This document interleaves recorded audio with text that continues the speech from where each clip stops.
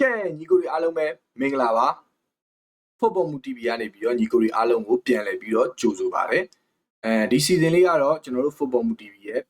စနေနေ့ညမှာရှင်းပြရမယ့်ဘောလုံးပွဲတွေအားလုံးရဲ့ကျွန်တော်တို့ preview season လေးပါဟုတ်ပါတယ်ကျွန်တော်ကတော့ Football Mu TV ကကိုပိုင်ထွေးဖြစ်ပါတယ်ကဲဟုတ်ပြီဒီနေ့ညမှာတော့ကျွန်တော်တို့ပွဲတွေအများကြီးရှိပါတယ်ကျွန်တော်တို့ Premier League မှာဆိုရင်9ပွဲတိတိရှိတယ်ကျွန်တော်တို့စပိန်လာလီဂါမှာဆိုရင်တော့ကျွန်တော်တို့4ပွဲတိတိရှိတယ်အီတလီစီးရီးမှာဆိုရင်တော့ကျွန်တော်တို့3ပွဲရှိတယ်ကျွန်တော်တို့ဂျာမန်ဘိုဒလီဂါမှာဆိုရင်တော့5ပွဲတိတိရှိတယ်ဒီနေ့မှာကျွန်တော်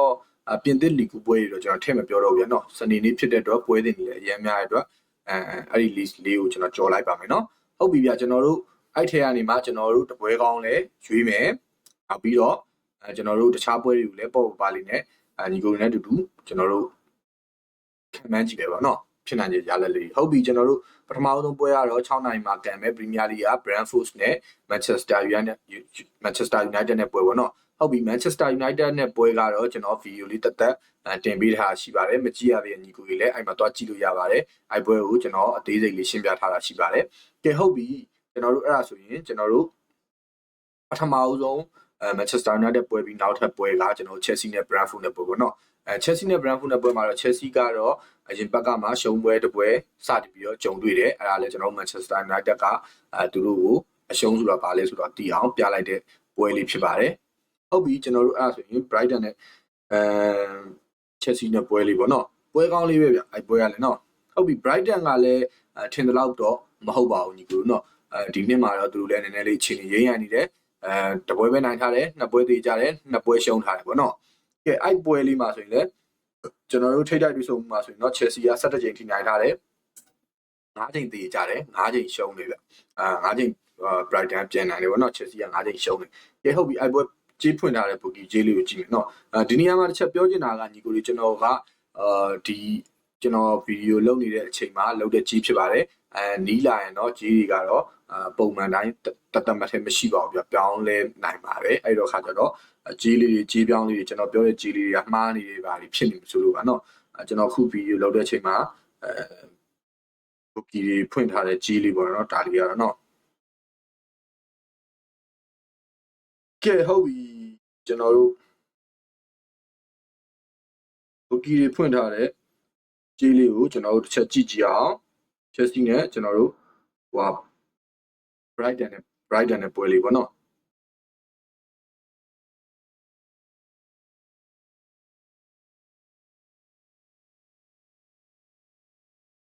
ကဲ Chelsea တင်းကကျွန်တော်တို့ Chelsea တင်းကပေါက်တာပါဗျအိမ်ဝင်းမှာဟိုဒါပေမဲ့ကြေးကတော့တော်တော်ပြော့တယ်ဗျတရေရှုံးနီးပါးလောက်တွားထားတယ်ဘိုးပေါင်းကြီးတော့နည်းနည်းလေးပြင်းနေဗျ3လုံးတရေဝင်းကျင်လောက်တွားတာဆိုတော့ body ကြီးပြော့ပြီးတော့ကိုပေါင်းကြီးပြင်းနေတယ်ဗျဆိုဒီတော့ခါကျတော့ကျွန်တော်တို့Brighton အနေနဲ့ကိုရနိုင်တာပေါ့နော် Chelsea တိုက်စစ်ဘယ်လောက်ကောင်းနေဆိုတာကိုလည်းကျွန်တော်တို့မြင်ရတယ်ဟုတ်ပြီသူတို့တူတဲ့ကိုကတော့3လုံးတည်ဖြစ်တယ်သူတို့ရဲ့ထိတိုက်တွေ့ဆုံမှုတွေမှာဆိုရင်တော့နောက်ဆုံး9ချိန်တီက3ကိုကတော့3လုံးကတော့တက်ခဲ့တဲ့ပွဲတွေကြီးပဲဗျကဲထိတိုက်တွေ့ဆုံမှုတွေမှာအားရရကောင်းတယ်ဆိုတော့ Brighton ရဲ့နောက်ဆုံးပွဲတွေမှာဆိုလဲသူတို့က Man City လိုတင်းကိုသူတို့နိုင်ထားတာဗျကဲသူတို့တပွဲနိုင်ထားတဲ့ပွဲကပြောရမယ်ဆိုရင်အခြားပင်တော့မဟုတ်ဘူးဗျ Man City လိုတင်းကိုသူတို့ကနိုင်ထားတာဖြစ်တဲ့အတွက်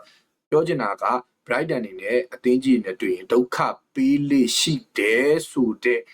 သူတို့ရဲ့ပြောရမယ်ဆိုရင် form တစ်ခုတော့ခုချိန်ထိသူတို့ကထိမ့်သိမ်းထားနိုင်တယ်လို့ပဲပြောရမယ်ဗျကဲဒီတော့ခါကျဒီပွဲလေးမှာကျွန်တော်တို့ Chelsea တင်းကိုရော Brighton တင်းနေနဲ့ဒုက္ခပေးနိုင်အောင်လားဗောနော်အဲ့ form လေးကိုသူတို့ဆက်ပြီးတော့ထိန်းထားနိုင်အောင်မလားဆိုတာတော့ဒီနေ့ညမှာကျွန်တော်တို့ကြည့်ရမယ်ကဲဆိုကျွန်တော်ကတော့ဒီပွဲမှာ Brighton ကိုတစ်လုံးလောက်တော့ရမယ်လို့ထင်တယ်ကျွန်တော်အနေနဲ့ Brighton ကိုပို့ပြီးတော့သဘောကျတယ်ဗျBrighton ကိုရွေးပေးချင်ပါဗျခက်မသိရင် Chelsea အနေနဲ့တရေကျသွားနိုင်တယ်လုံးဝခက်မသိရင်တော့သူ့အနေနဲ့ရှုံးပွဲပါတွေးနိုင်တယ်ဗျဟုတ်ပြီဗျကဲကျွန်တော်နောက်တစ်ပွဲသွားကြည့်မယ်ဗျနောက်တစ်ပွဲကတော့ကျွန်တော်တို့Crystal Palace နဲ့ Liverpool နဲ့ပွဲဗျ Crystal Palace အိမ်ဝင်းပါဗျကဲဟုတ်ပြီ Crystal Palace အနေနဲ့အရန်ကိုဘယ်လိုပြောရမလဲ foul မှန်နေတဲ့အသင်းလို့ပြောလို့ရတယ်ဘာလို့လဲဆိုတော့သူ့အနေနဲ့ရှုံးပွဲကိုမရှိထားသေးဘူးဗျဒီရာဒီမှာလीနော်ရှုံးပွဲကိုမရှိထားသေးတဲ့အသင်းအဲ့လိုအသင်းမျိုးတွေကနည်းနည်းတော့ danger ဖြစ်ပါတယ်ကြောက်ဖို့တော့ကောင်းပါတယ်နော်အဲ့လိုအသင်းက ဒီ Premier League မှာကျွန်တော်တို့ရှုံးပွဲမရှိသေးတာ2သင်းပဲရှိတော့တယ်ဗျာအဲ့2သင်းလာတွေ့တာ Liverpool နဲ့ Crystal Palace နဲ့လာတွေ့တာပါဗျာဘသူတွေရှုံးသွားမလဲတကယ်ပဲတည်ရပဲကြာသွားအောင်မလားဆိုတာကိုကျွန်တော်တို့ဒီနေ့ညမှာနေနဲ့စောင့်ကြည့်ရမယ်ဟုတ်ပြီကျွန်တော်တို့ Bookie ဖွင့်ထားတဲ့ကြီးကိုကျွန်တော်တို့ချက်ကြည့်ရအောင်ဟုတ်ပြီ Bookie ဖွင့်ထားတဲ့ကြီးကတော့ Liverpool ကအဝေးကွင်းကနေပြီးတော့တည်ရရှုံးဗျမပြောဘူးဗျာဒီကြီးကဘာလို့လဲဆိုတော့Palaceနေနဲ့လည်းသူ့ရဲ့ကစားသမားကောင်းတွေကိုတခြားတင်းတွေကိုလက်လွတ်ဆုံးရှုံးလိုက်ရပြီမြဲခုချိန်ထိသူ့ရဲ့ form ကပြတ်မသွားသေးဘူးဆက်လက်ပြီးတော့သူ့ရဲ့ခြေသွမ်းမှာကြောလာပါတယ်ဆိုတဲ့စံချိန်တစ်ခုကိုသူကထိန်းထားနိုင်တော့ပဲဖြစ်တဲ့အတွက် IG ကတော့ပြင်းတယ်လို့ဟိုကျွန်တော်ကတော့ပြော့တယ်လို့အဲ့လိုမျိုးတွေကျွန်တော်မတွက်မိဘူးတကယ်တမ်းကျတော့ဒီကြီးကမျှတာပါတယ်ဗျဟုတ်ပြီဗျနောက်ပြီးကျတော့တမိုင်းစင်လာရလဲ Crystal Palace နဲ့တွေ့ရင်လီဗာပူးနေနဲ့လွယ်ကူကူနိုင်ပွဲရခဲ့တာမျိုးတွေကရှားပါပါတယ်ဗျအဲ့ဒါကြောင့်လို့ပါနော်ဟုတ်ပြီကိုပေါင်းကြီးကကျွန်တော်တို့3လုံး90တာကိုပေါင်းကြီးလေးတော့ကျွန်တော်အနေနဲ့ပြော့တယ်လို့ခံစားရတယ်ကိုပေါင်းကြီးအနေနဲ့ဒီထက်ပို့ပြီးတော့ပေးတင်တယ်လို့ကျွန်တော်ကတော့ခံစားရတယ်3လုံး20ဝန်းကျင်လောက်တော့သွားတင်တယ်လို့ထင်တယ်အဲ့တော့ကျွန်တော်ဒီပွဲကိုကျွန်တော်ကိုအောက်ကိုသွားခြင်းတယ်ဗျာနော်ကဲနောက်တစ်ပွဲသွားမယ်နောက်တစ်ပွဲကတော့ကျွန်တော်တို့ Leeds United နဲ့ Bournemouth နဲ့ပွဲဗျာ Leeds United နဲ့ Bournemouth နဲ့ပွဲ Leeds United နဲ့ Bournemouth နဲ့ပွဲမှာဆို Leeds ကတော့ပြီးခဲ့တဲ့ဘက်ကမှာကျွန်တော်တို့နိုင်ပွဲတစ်ပွဲကိုပေါ့နော်နိုင်ပွဲတစ်ပွဲကိုသူတို့တွေ့ချပေါက်ကိုရှာခဲ့တယ်ဝူးနေပေါ့နော်ကျွန်တော်ပြောခဲ့သလိုပဲတကယ်ခြေတက်ပြတ်နေတဲ့နှစ်သင်းတွေ့ရဲ့ချိန်မှာတော့ Leeds ကအသာလေးယူသွားနိုင်ခဲ့တယ်ကဲဟုတ်ပြီကျွန်တော်တို့ဘုံမောက်ကပေါ့ဒီဘက်ပေါ့နော်ဒီခြေနေပေါ့သူ့ရဲ့ဒီခြေနေဘယ်လိုရှိလဲပေါ့ဘုံမောက်ရဲ့ခြေနေကတော့အရန်ကိုကောင်းပါတယ်ဒီနှစ်ဘုံမောက်ကတော်တော်ကြီးကိုခြေလွှမ်းခြေသာကောင်းတယ်၅ပွဲမှာ3ပွဲတီတီကိုနိုင်ထားတဲ့သူတပွဲတရေတပွဲရှုံးဆိုတဲ့ရလက်နဲ့အဆင့်4နေရာမှာဗျ1 to 4ပါပဲเนาะ1 to 4မှာဝင်နေတယ်ရမှတ်10မှတ်နဲ့ဗျပြောရမယ်ဆိုအာဆင်နယ်အဆင့်2ကအာဆင်နယ်နဲ့6ခွာချချက်ကြောင်းမလို့ပဲသူကအဆင့်4ကိုရောက်နေတာပါ6ခွာချချက်ဒီမရှိဘူးဆိုရင်သူကအဆင့်2နေရာရောက်နေပါအဆင့်2ပူးရဲ့အဆင့်2ပေါ့ဗျပြောရမယ်ဆိုတော့ဟုတ်ပြီဘုံမောက်ရန်ကောင်းတယ်ဘုံမောက်ရန်ကောင်းတယ်အဲ့တော့ဘာလောက်ကြီးပေါက်လဲဆိုရင်ကျွန်တော်မကြိုက်ဘူးဗျဘုံမောက်ပြီးထားတဲ့ကြီးက320ရှုံးလောက်ပဲရှိရเนาะခုလက်ရှိကြီးပြပါကိုပေါင်းကြီးကနှလုံး86ပြရှုံးဆိုတော့ကျွန်တော်အနေနဲ့ဒီပွဲကိုတော့ကျွန်တော်ကတော့ Asian League ကိုပဲသဘောကျတယ်ဒီလိုမျိုးကြီးပြော့တာမျိုးကျွန်တော်သဘောမကျပါဘူးအဲအကြောင်းမလို့ကျွန်တော် Asian League ကိုကျွန်တော်ဒီပွဲလေးရွေးချယ်ခြင်းပါဗျပွဲတွေအရင်များရတော့เนาะကျွန်တော်ပွဲနည်းနည်းကောင်းတဲ့ပွဲတွေလောက်ပဲကျွန်တော်နည်းနည်းလေးဟိုဘယ်လိုပြောရမလဲ data ချက်လက်အကျယ်ချဲ့ပြောမယ်ဗျာเนาะဒီတိုင်းပုံမှန်ပွဲတွေလောက်ကတော့ကျွန်တော်တိုင်းလေးပဲရွေးသွားလိုက်မယ်เนาะဟုတ်ပြီ Man City နဲ့ Burnley ဗျ Man City ကတော့ Man City ဆိုတဲ့အတိုင်းပဲအစောပိုင်းမှာသူရလက်တွေတော်တော်ကြီးခြေနေဆိုးခဲ့တယ်ဆိုမဲ့နောက်ပိုင်းမှာသူနိုင်ပွဲလေးတွေပြန်ရလာတယ်Champions League မှာနိုင်တယ် Manchester United ကိုနိုင်တယ်အဲ့ပုံစံလေးသွားတယ်ဂျားထဲမှာလည်းသူတို့ဖလားပွဲမှာလည်းသူတို့ Preston ပေါ့နော်sorry Huddersfield ပေါ့နော် Huddersfield ကိုလည်းသူတို့နိုင်တယ်Arsenal နဲ့ပွဲမှာလည်း Arsenal ရဲ့နောက်ကျခြေပါဦးကြောင်းမလို့လားသူတို့မနိုင်ခဲ့တာဗျတပွဲလုံးဖက်က Arsenal ကတာသီးရပြီးတော့ကစားနိုင်ခဲ့တယ်ဆိုပေမဲ့လည်းMan City အနေနဲ့အဲ့ဒီမှာညံ့လာဆိုတော့မညံ့ခဲ့ပါဘူးဗျကျွန်တော်အိုက်ပွဲကိုပဲစလောင်းလေးလုပ်ခဲ့တယ်အိုက်ပွဲကိုကျွန်တော်ကြည့်ရဲ့ချိန်မှာ Man City ရဲ့ခြေစွမ်းကတစ်လုံးဆိုတစ်လုံးဟိုကောင်းတာတစ်လုံးဆိုတစ်လုံးအစွမ်းစားရှိနေတဲ့အသင်ဖြစ်နေတော့မှာပဲဟုတ်ပြီဘန်လီရဲ့အခြေအနေကိုကျွန်တော်တို့ချက်ကြည့်မြပြဘန်လီကတော့ကျွန်တော်တို့တေးပဲမှာဆိုရင်ဘန်လီကတော့ကျွန်တော်အဆင့်16နေရာမှာရပ်တည်နေတဲ့တပွဲနိုင်တပွဲသေး3ပွဲရှုံးဆိုတဲ့ရလန်းနေဗျကဲဟုတ်ပြီအဲ့တော့ခါကျတော့သူတို့နှစ်သင်းရဲ့ကျွန်တော်ထိတ်တိုက်တွေ့ဆုံမှုကိုကျွန်တော်ဟိုကြည့်ရတဲ့ကျွန်တော်တို့ကြီးကိုချက်ကြည့်မယ်ဗျ Man City ကြီးဘယ်လောက်ထိများအိမ်ဝင်းမှာဘန်လီလိုတင်းကိုပေးထားမလဲဆိုတာပေါ့နော်ဟုတ်ပြီဗျ Man City ဆိုတဲ့အတိုင်းကျွန်တော်နှလုံးတည်အထီကိုပေါက်ထားတယ်ဗျကိုပေါင်းကြီးကိုတော့ကျွန်တော်တိတ်သဘောမကျဘူးနှလုံးတည်3လုံး50ရှုံးဆိုတဲ့ကြီးကကျွန်တော်တို့မမျှတောက်လို့ပြောလို့ရတယ်နှလုံးတည်3လုံးရှုံးလောက်တော့သွားတင်တယ်ဗျ4လုံးမှမင်းပတ်ဆက်ယူဆိုတာမျိုးကိုကျွန်တော်ပို့ပြီးတော့သဘောကျတယ်အဲ့တော့ခါကျတော့ကျွန်တော်ဒီပွဲလေးကိုကိုအောင်လေးကိုကျွန်တော်ပို့ပြီးတော့သဘောကျတယ်ဗျဟုတ်ပြီကျွန်တော်နောက်တစ်ပွဲသွားရအောင်ဗျနောက်တစ်ပွဲကတော့ကျွန်တော် Nottingham Forest နဲ့ Sunderland ပေါ့နော်ခြေလန်းခြေသားအရင်ကြီးကွာဟာချက်မရှိတဲ့အသင်းတွေဂိုးအောက်ကိုပဲအဓိကထားပြီးတော့သွားတဲ့အသင်းတွေပေါ့ဗျာသူတို့ရဲ့တွေးဆုံမှုတွေမှာဆိုလဲ3ချိန်ပဲတွေးထားတယ်တစ်ချိန်ဒီနိုင်တယ်တရေတစ်ချိန်ကြတယ်ဗျကဲဟုတ်ပြီကျွန်တော်တို့အဲ့ဒါဆိုရင်ကျွန်တော်တို့တစ်ချက်ကြည့်ရမှာကဖွင့်ထားတဲ့ကြီးလေးဗျာနော်ကဲဖွင့်ထားတဲ့ကြီးလေးမှာဆိုရင်တော့ကျွန်တော်တို့ဟို Nottingham Forest ကအိမ်ဝင်အားနဲ့ 1+60 ဒီပေးထားတယ်တစ်လုံး60စားပါဗျာတစ်လုံး60ဒါကျွန်တော်နည်းနည်းထက်ရှင်းပြမယ်ဆိုတစ်လုံးသွင်းရင်ပတ်သက်6000နိုင်မယ်ပေါ့ဗျာ1000လောင်းမယ်ဆိုရင်3သိန်းလောင်းမယ်ဆို6000နိုင်မယ်အဲ့လိုမျိုးကြီးဖွင့်ထားတယ်ကိုပေါင်းကြီးကတော့ကျွန်တော်တို့အစောနာပွဲ ဒီနဲ့ဘုံမောက်ပွဲနဲ့တူတူပဲနှလုံး80နှလုံး90ရှုံဝင်းကျင်လောက်သွားတယ်အဲ့တော့အင်ရှင်အားနဲ့ဖွင့်ထားတာဖြစ်တယ်အင်ရှင်အားနဲ့ဟိုနိုင်ပွဲမရသေးတာဖြစ်တဲ့အတွက်ဖွင့်ထားတဲ့ကြေးမျိုးပါဗျဒီကြေးမျိုးကတော့ကျွန်တော်အနေနဲ့ထွေထူးမစင်သားခြင်းဗျမှန်တမ်းပြောရမယ်ဆိုရင်ဘုံမောက် sorry ပါတော့ကျွန်တော်တို့ Nottingham Forest အနေနဲ့ဒီရာဒီမှာတော်တော်လေးကိုအခြေအနေဆိုးဝါးနေတဲ့အသင်းဖြစ်တယ်ကျွန်တော်တို့ပြောရမယ်ဆိုရင်ကျွန်တော်တို့တန်းစင်းစုံနဲ့ဆိုရင်သူ့အနေနဲ့2မှတ်ပဲကွာတဲ့အသင်းဖြစ်တယ်အဲ့ဒါတော့မှ Asian Art တစ်ခုတွေနဲ့သူ 1+60 အထိစန်ဒါလန်ကအဆင့်ခွန်ကအသင်းဗျအဲ့လိုအသင်းကိုပေးထားဆိုတော့ကျွန်တော် Asian ကျွန်တော် Nottingham Forest ကိုရွေးပေးခြင်းတယ်ဗျဒီပွဲလေးတော့ကဲနောက်တစ်ပွဲစပါးနဲ့ဦးပေါ့ဗျာဒီပွဲကကျွန်တော်ရဲ့ဒီပွဲကောင်းပွဲဆိုရင်ဟုတ်တယ်ဗျာเนาะဒီပွဲကောင်းပွဲလေးကစပါးနဲ့ဦးပွဲလေးပါဗျာเนาะဟုတ်ပြီကျွန်တော်တို့စပါးကတော့လုံးဝဟိုတက်ဖောင်မှန်နေတဲ့တင်းပါဗျဟုတ်ပြီစပါးကကျွန်တော်တို့အဆင့်3နေရာမှာရက်တည်နေတဲ့တင်း3ဝင်းနိုင်တစ်ပွဲတည်တစ်ပွဲရှုံးပေါ့နော်ဘူးကတော့ကျွန်တော်တို့ဟိုပြောရမယ်ဆိုရင်9ပွဲကစားထားတာမှာရှုံးပွဲတွေကြီးပဲ9ပွဲလုံးရှုံးထားတဲ့အတင်းဗျအဲ့နှစ်တင်းတွေ့နေတယ်ကျွန်တော်တို့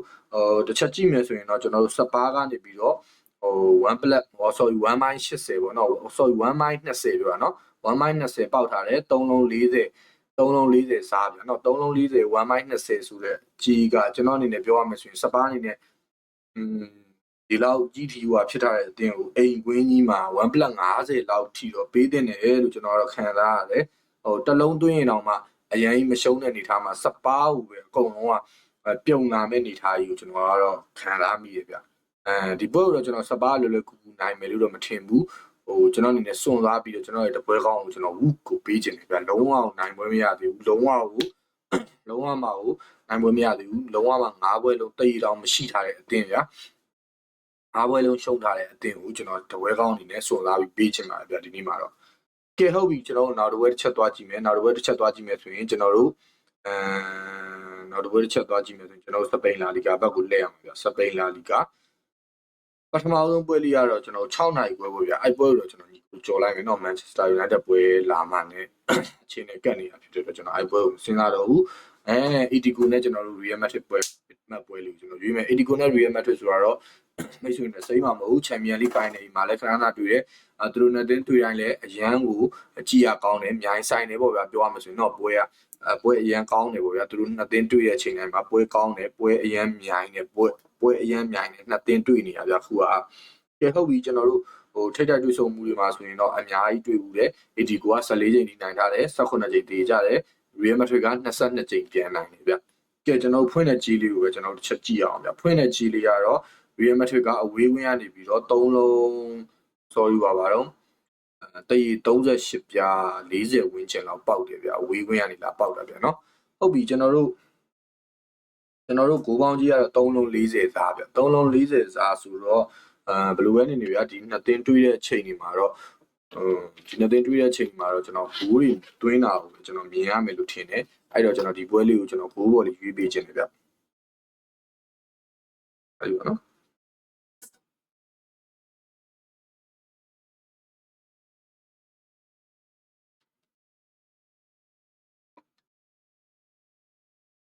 ်ကဲဟုတ်ပြီကျွန်တော်နောက်တစ်ပွဲသွားရအောင်နောက်တစ်ပွဲကတော့ကျွန်တော်တို့မာရော့ကာနဲ့ဒီပိုပဲမာရော့ကာနဲ့ဒီပိုကတော့မာရော့ကာဘက်ကကျွန်တော်တို့340ရှုံးပေါက်ထားတယ်ကိုပေါင်းကြီးအနေနဲ့ကျွန်တော်တို့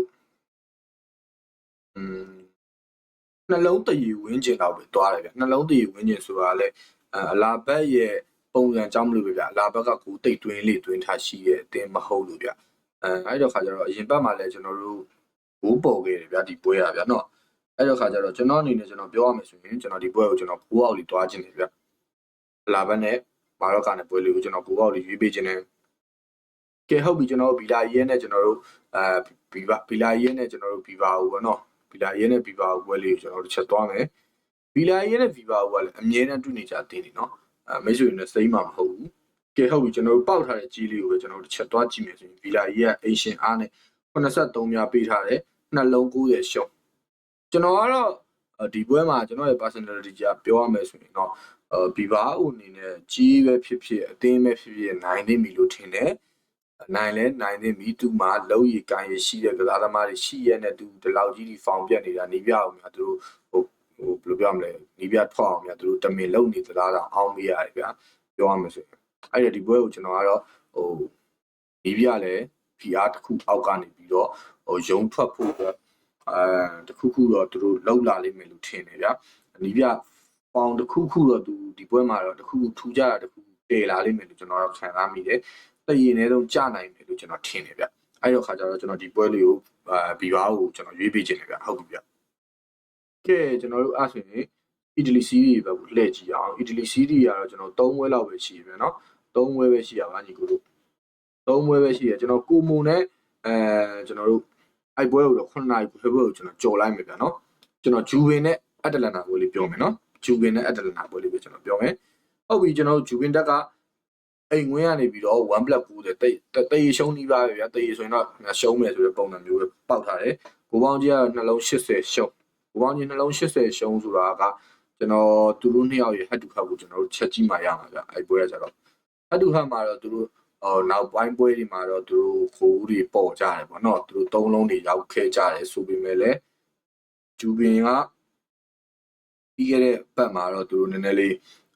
ကျွန်တော်ပြောခဲ့တယ်လို့ပဲကိုအောက်တင်ပြီးဆိုတဲ့အတိုင်းပဲတကယ်အောက်သွားတယ်ကျွန်တော်ဒီပွဲကိုလည်းကျွန်တော်ကိုအောက်ကိုပဲကျွန်တော်ရွေးပေးခြင်းတယ်ဗျဂျူဘင်ပွဲကိုဂျူဘင်ဆက်ပြီးတော့ပဲအန်ဒါဆင်းယုံပါဗျအန်ဒါဆင်းယုံမှာသူအရန်တွေတွင်းထားပြီးဗျာတေချာဘောက်ကကိုအောက်ကမဲ့အပင်တွေကိုသူရောက်နေပြီဗျဟုတ်ပြီဗျအဲကျွန်တော်ဒီပွဲကိုကျွန်တော်ဂျူပင်တက်ကိုအောက်လို့ကျွန်တော်ရွေးပေးခြင်းတယ်ဗျကဲကျွန်တော်တို့ကက်ကလီယာယူနဲ့အင်တာမီလန်ပွဲပါဗျကျွန်တော်ကတော့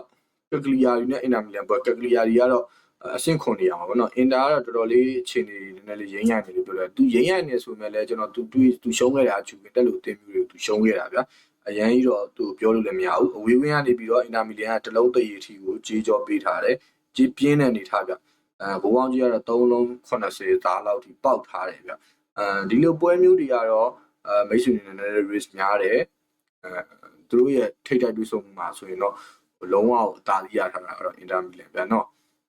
်ကျွန်တော်အနေနဲ့1တရီဆိုတဲ့ကြီးအဝေးကွင်းကလာပေးတာပဲဖြစ်မပေးတာပဲဖြစ်ဗျာကိုအရင်ပြတ်မယ်လို့မထင်ဘူးကျွန်တော်ကတော့ကက်ကလီယာတွေကိုပို့ပြီးတော့သဘောကျတယ်ဗျာကက်ကလီယာအနေနဲ့နှလုံးလောက်ထီတော့သူတို့မရှုံးတော့ဘူးလို့ကျွန်တော်ခံစားမိတယ်အဲ့တော့မလို့ဒီပွဲကိုကက်ကလီယာနဲ့အင်တာမီလန်ပွဲကိုကျွန်တော်ကက်ကလီယာတွေကိုရွေးပေးချင်ပါတယ်ကဲကျွန်တော်တို့ဟုတ်ပြီကျွန်တော်တို့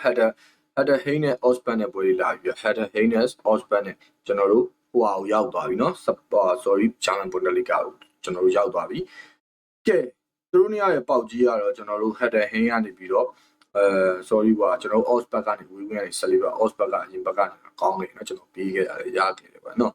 ်ကဲကိုပေါင်းကြီးကပြင်းတယ် body ကြီးပျော့တယ်ဘာလို့အောင်လဲဆိုတော့ဒီကိုတို့သိမှာပါဒီပွဲလေးကတော့ကိုပေါ်ကျွန်တော်ရွေးပေးခြင်းပါတယ် header Hay နဲ့ Osberg နဲ့ပွဲကိုကျွန်တော်ကိုပေါ်လေးရွေးပေးခြင်းပါတယ်ကျွန်တော်တို့ Mace နဲ့ကျွန်တော်တို့ Dortmund နဲ့ပွဲပြဒီပွဲကလည်းထုံးစံတိုင်းပဲဗျကိုပေါင်းကြီးက3လုံးတရီ body ကြီးကကျွန်တော်တို့ဟို level 60ရှုံးလောက်ပဲရှိတယ်ဒေတာမှာ၄လုံးမှပတ်ဆိုင်ရမယ်တူတဲကူ၄လုံးမှပတ်ဆိုင်ရမယ်ပွဲဖြစ်တဲ့အတွက်ကျွန်တော် Mace နဲ့ Dortmund နဲ့ပွဲကိုလည်းကျွန်တော်9ပေါ်ရွေးပေးခြင်းလေဗျကဲကျွန်တော်၄ပါးကိုဆင်လာပြီဗျ၄ပါးကိုဆင်ဝေးခွင့်ရနေပြီး level 50တိတ်ဘဝင်မကြဘူး level 50ကိုတော့ကျွန်တော်တိတ်ဘဝင်မကြဘူး၄ပါးကိုဆင်တဲ့စိတ်ပေါ်လီနဲ့ဝေးခွင့်ရနေ level 50ကိုတော့ကျွန်တော်သဘောမကျဘူးကျွန်တော် ID ပွဲကိုတော့ကျွန်တော်စိတ်ပေါ်လီကိုကျွန်တော်ရွေးပေးခြင်းနဲ့ကဲကျွန်တော် Wolf နဲ့ Live ဆင်နေဗျအဲ့ပွဲလေးကတော့ကောင်းပါဗျပွဲကောင်းလေးပါဗျအဲ့ပွဲလေးမှာဆိုရင်တော့ကျွန်တော်ပြောသလိုပဲ formula တွေကအရန်ကိုညှိတယ်ဗျဒါတွေကကြီးလှည့်တာတွေပါတွေပဲဖြစ်နေပါစေဦးမြကျွန်တော်တို့ကဒီ formula တွေကတသက်တာ formula တွေပဲဗျဘော်ကြီးပြောနေမယ်ဘောင်းကြီးပြင်းနေဆိုရင်ကိုဘော်လာကြရဗျအရင်စဉ်းစားနေမိတ်ဆွေတွေနဲ့ခေါင်းကိုက်တယ်ဗျအဲ့လိုခါကျတော့ဒီပွဲကလည်းအဲ့ပုံစံတိုင်းပဲဘော်ကြီးက move နဲ့ live စင်မှာတဲပေါက်တယ်ကိုပေါင်းကြီးကကြာကျွန်တော်တူတူကူးမှဆိုရင်တူတယ်ကူးမှဆိုရင်ကျွန်တော်3လုံး30ရှုံးမှာပေါက်တယ်ဒီပွဲကိုကျွန်တော် move နဲ့ live စင်တဲ့ပွဲကိုကျွန်တော်9ဘော်လေးပြီးချင်ဗျကဲကျွန်တော် Glaber နဲ့ Frankfurt နော် Frankfurt ကတော့တော်တော်ကြီးကို Frankfurt နဲ့ဒီနှစ်မှာ Frankfurt နဲ့ရလေတော်တော်ကြီးစွာနေတဲ့အတင်းတွေလို့ပြောလို့ရတယ်ဗျဂိုးတွေသွင်းတာကိုပြောချင်တာဗျသိရမလားအရန်ကိုစွာနေတဲ့အတင်းတွေဗျဟုတ်ပြီဘယ်လိုပေါက်လဲဆိုရင် Frankfurt ကနေပြီးတော့တရီဝေးဝင်းကနေပြီးတော့တရီ90ရှုံးတော့ကိုသူပေါက်ထားတယ်ဘိုးပေါင်းကြီးက3လုံး20ရှုံးဗျထွေထူးမစင်းစားခြင်းဗျဒီလိုပွဲမျိုးတွေကကျွန်တော်အရင်တော့ဟိုဘော်ကြီးပြော့တယ်ဘိုးပေါင်းကြီးပြင်းနေတဲ့အနေထားမှာကျွန်တော်ဒီလိုပွဲမျိုးလေကျွန်တော်ဘူးပေါ်ပဲရွေးပေးချင်ဗျကဲဟုတ်ပြီကျွန်တော်တို့အဲ့ဆိုရွေးချက်အစီအစဉ်လေးကတော့ပြီးပြီဗျတခြားပွဲကိုကျွန်တော်မြန်ပြောလိုက်တယ်ဆိုတာလေကျွန်တော်တို့ ဗီဒီယိုရမ်းရှည်သွားမှာဆိုလို့ရပြီးတော့ခါကျတော့မိတ်ဆွေတို့အနေနဲ့ပြောင်းလဲပွဲနေနိုင်လိုက်လို့အားသိချင်တယ်ပါတယ်ဗျအဲအကြောင်းမို့ကျွန်တော်ဒီလိုမျိုးလေးပဲတို့ပဲပြောလိုက်ရတယ်တခြားပွဲတွေကျွန်တော်တကယ်ပွဲတောက်တယ်အကောင်းပြောမယ်ဗျအကောင်းလို့ဆိုတာတခြား data challenge တွေနော်တခြားလေးပြောမယ်ဗျနော်အဲ့တော့ခါကျတော့ဒီနေ့ပွဲတွေကစနေနေ့ဖြစ်တဲ့တော့ပွဲကောင်းတွေအများကြီးရှိတယ်ကျွန်တော်Manchester United နဲ့ Brentford နဲ့ပွဲကိုလည်းကျွန်တော်တို့ watch long ရှိပါတယ်မနက်ဖြန်6နာရီမှာကျွန်တော်တို့ဒီကြည့်မယ် sorry ညနေ6နာရီမှာကျွန်တော်ညနေ6နာရီမှာကျွန်တော်တို့ကြည့်ချင်တယ်ဒီကိုအားလုံးကျွန်တော် channel လေးမှာလာရောက်ကြည့်ရှုဖို့လည်းဖိတ်ခေါ်ပါတယ်ဟုတ်ပြီဒီကိုအားလုံးဗီဒီယိုလေးကိုအစားဆုံးကြည့်သွားတဲ့ဒီကိုအားလုံးကိုလည်းစိတ်ချမ်းသာကိုကြည့်မှချင်းနဲ့ပြည်စုံပါလေလို့ကျွန်တော် full community ကနေပြီးတော့ဆူတောင်းပေးပါတယ်ဗျဟုတ်ပြီအဲ့ကျွန်တော်ဗီဒီယိုကိုနောက်လေးပဲချက်လိုက်နော်